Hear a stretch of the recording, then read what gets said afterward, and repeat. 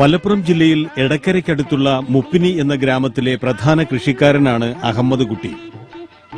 അഹമ്മദ് കുട്ടിയോടൊപ്പം 55 വർഷമായി പ്രിയപ്പെട്ട ഭാര്യ ആസിയും ഇവിടെയുണ്ട്. പുഴവക്കത്തെ വിശാലമായ പുരയിടം, അവിടെ തെങ്ങും കവുങ്ങും മാവും മരങ്ങളും ചെടികളും നിറഞ്ഞ അനേകം പച്ചകളുടെ പ്രകൃതി. അഹമ്മദ് കുട്ടിക്ക് 76 വയസ്സായി. ഇപ്പോൾ കൂടുതൽ സമയവും വീട്ടിലും പുരയിടത്തിലുമായി കഴിയുന്നു. നിഴൽ പോലെ കൂടെ ആസിയും. മക്കൾ ആകെ 12 പേരാണ്. 5 ആണും 7 പെണ്ണും. പേരക്കുട്ടികൾ 33 പേരുണ്ട്. അഹമ്മദ് കുട്ടിയും ആസിയും പച്ച നിറമുള്ള വസ്ത്രം മാത്രമേ ധരിക്കൂ. വിവാഹത്തിനു മുമ്പ് തന്നെ 2 പേർക്കും അതായിരുന്നു ശീലം. അഹമ്മദ് കുട്ടി 16ാമത്തെ വയസ്സു മുതൽ പച്ച ധരിക്കുന്നു. ഹജ്ജിനു പോയപ്പോൾ മാത്രമാണ് ചുവപ്പ് ഇടേണ്ടി വന്നത്. അതാകട്ടെ മക്കൾ അവിടെ വെച്ച് ഇടിയിച്ചതുമാണ്. പച്ച മാത്രം ഇടുന്നയാളെ നാട്ടുകാർ വിളിക്കുന്നത് പച്ചക്കുപ്പായം എന്നാണ്. അതങ്ങനെ ശീലമായി. ഇവിടേക്ക് പോവുകയാണെങ്കിൽ അതങ്ങനെ ഇഷ്ടങ്ങനെയാണ് ശീലമായതാണ്. അത് കുറേ കാലങ്ങളായിട്ട് അതങ്ങനെ അതിനോടൊരു ഇത് മറ്റുള്ളവർക്ക് ഇടുമ്പോൾ അതൊരു കരിയട്ട വലിയ കാണുമ്പോൾ. ഷർട്ട് വേറുണ്ട്, ഒരു ചുവന്ന ക്രീമുള്ള ഷർട്ടുണ്ട്. അത് ഞാൻ ഇവിടുന്ന് അജിന് പോയ അന്ന് കുട്ടികൾ ഒരുക്കി പറഞ്ഞയച്ചപ്പോൾ വന്നിട്ടതാണ്. അത് അവിടെ ചെന്ന് ഏറാൻ കെട്ടാൻ വേണ്ടി ഇങ്ങനെ കായബത്തിങ്ങൾക്ക് പോകാൻ വേണ്ടി അപ്പോൾ തവാബിന് ഉമ്രക്ക് പോകാൻ വേണ്ടി അത് കഴിച്ചിട്ട് പിന്നെ ഉപയോഗിച്ചിട്ടുമില്ല. അത് ഇപ്പോഴും ഉണ്ട് ഇവിടെ. അപ്പം അങ്ങനെയാണ് അന്ന് മുതലേ അങ്ങനെയാണ് ശീലമായത്. അത് ഇപ്പോഴും തുടർന്ന് അങ്ങനെ പോകുന്നുണ്ട്. അപ്പോൾ കജിണീന് ഇവരിങ്ങനെ കൊണ്ടുവരണം വേണോ എന്ന് ചോദിച്ചു. ഇനി മാണ്ട ഇവിടെ ഉണ്ട്, ഇത് കീറുമ്പോൾ മതിയെന്നും പറയും ഞാൻ. അപ്പം അങ്ങനെയാണ് ഇതിങ്ങനെ ശീലമായത്. അപ്പം എല്ലാവരും പറയും പച്ചക്കുപ്പായം. അങ്ങാടി കണ്ടാലും എല്ലാവരും പറയും ഓ പച്ചക്കുപ്പായം വരുന്നുണ്ട് പറയും. അങ്ങാടിയിൽ ആര് ചെന്ന് കണ്ടാലും എപ്പോൾ വെക്കുകയാണെങ്കിലും ഇങ്ങനെ തിരിച്ചറിയും എല്ലാവരും.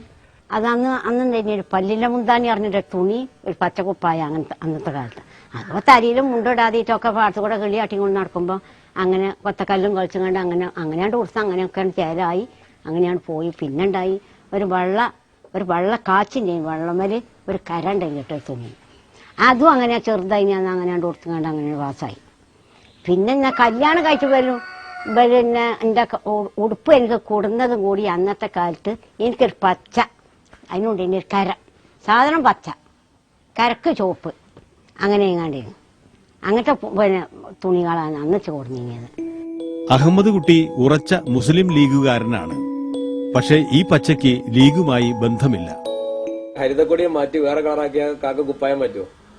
അത് ഇതിപ്പോ മാറ്റൂല. ലീഗുകാര് കളർ മാറ്റിയാല് കളറ് മാറ്റിയാലെന്ന് പറഞ്ഞാൽ ഇതിപ്പോ അതങ്ങനെ ശീലിച്ചു പോയി. അത് ഇനിയിപ്പോ അങ്ങനെ മാറില്ല. പണ്ട് വീടിന്റെ നിറവും പച്ചയായിരുന്നു. കിടപ്പുമുറിയും പച്ച തന്നെ. മക്കൾ വലുതായപ്പോൾ അവർ സംഘടിച്ച് നിറം മാറ്റി. പക്ഷേ വേഷത്തിന്റെ നിറം മാറ്റാൻ അവർക്കായില്ല. പച്ചമത്താണ് പോട്ടെ. നമ്മളിപ്പോ ഇനിയിപ്പോ വലിയ ആയുസൊന്നും ഇനിയിപ്പോ കൂടുതലായിട്ടൊന്നും ഉണ്ടാവില്ല.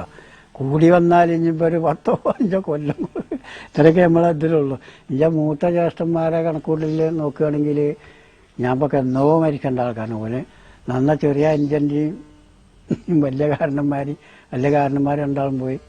ഇതിപ്പോ ഞാൻ ഇപ്പൊ കുറച്ച് നീളാണെന്ന് അനുഭവം കണ്ടാല് പ്രായങ്ങൾ നോക്കുകയാണെങ്കിൽ ഇനിയിപ്പോ ഞാൻ ഇപ്പൊ ഇന്ന് കഴിഞ്ഞു, നാളെ കഴിഞ്ഞു ഈ ഒരു ചിന്താഗതിക്കൊന്നും എത്തിക്കണം.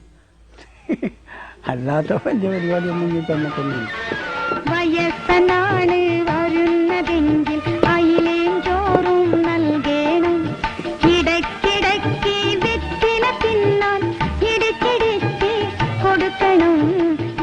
അതിച്ച് പറയില്ല. എൻ്റെ ഈ ശരീരത്തുമേൽ ഇന്ന് വരെ ഞാനൊരു പുള്ളിയായിട്ടില്ല തുണികൾ ഇങ്ങനത്തെ ഒരു സാധനങ്ങൾ ഞാൻ എൻ്റെ മേത്ത് വെച്ചില്ല.